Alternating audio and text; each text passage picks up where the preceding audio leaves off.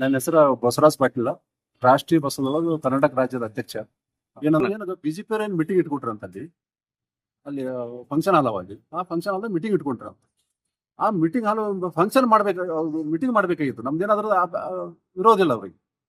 ಈ ಎಷ್ಟೋ ಜನ ಎಲ್ಲ ಯಾವುದೇ ಪಾರ್ಟಿದವ್ರು ಬರ್ತಾರೋ ಎಲ್ಲ ಮೀಟಿಂಗ್ ಎಲ್ಲ ಮಾಡ್ತಾರೋ ನಮ್ದೇನು ವಿರೋಧ ಇಲ್ಲ.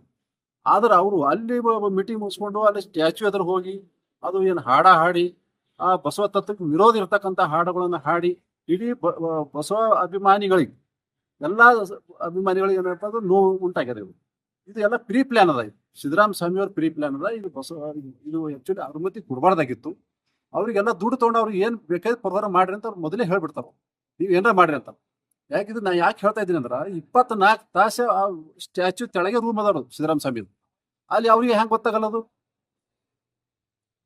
ಹೊಣೆಯಾರ ಅವರು ಇದಕ್ಕೆ ಈ ಕಾರ್ಯಕ್ರಮಕ್ಕೆ ನೇರ ಹೊಣೆಯಾರ.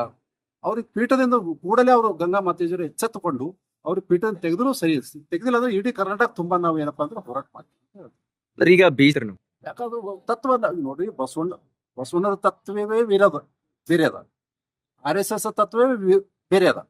ಮಾತಾಜಿಯವರು 2007ದಾಗ ಒಬ್ಬರು ಮ್ಯಾರೇಜ್ ಮಾಡ್ತಾ ಅಂದ್ರೆ ಅವ್ರು ಹೋಮ ಹವನ ಮಾಡ್ಬಿಟ್ಟಿಲ್ಲ ಅವರು ಅಲ್ಲಿ. ಅಷ್ಟೇ, ನೀವು ಮಾಡಾಯ್ತು ಅಂದ್ರೆ ಹೊರಗೆ ಮಾಡ್ರಿ, ಅದ್ರ ನೀವು ಅಕ್ಷತೆಯಲ್ಲಿ ಒಳ ಹಾಕ್ರಿ ಅಂತ ಹೇಳಿದ್ರು. ಯಾಕಂದಿರ್ಬೇಕು ಅವರು? ಬಸವ ಕಲ್ಯಾಣದಾಗ ಬಸವ ತತ್ವವನ್ನು ವೀಕ್ ಇದ್ದ ಸಲುವಾಗಿ ಸಾವಿರಾರು ಕಿಲೋಮೀಟರ್ ಇಲ್ಲಿಗೆ ಬಂದ್ರು, ಸಾವಿರಾರು ಕೋಟಿ ರೂಪಾಯಿ ಖರ್ಚು ಮಾಡಿಸಿ ಅದೆಲ್ಲ ಜಾಗ ಖರೀದಿ ಮಾಡಿದ್ರು, ಎಲ್ಲ ಡೆವಲಪ್ಮೆಂಟ್ ಮಾಡಿದ್ರು.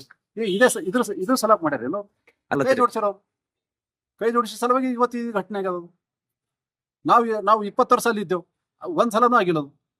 ನಾವು ಯಾರಿಗೂ ಅನುಮತಿ ಕೊಡ್ತಿದ್ದಿಲ್ಲ.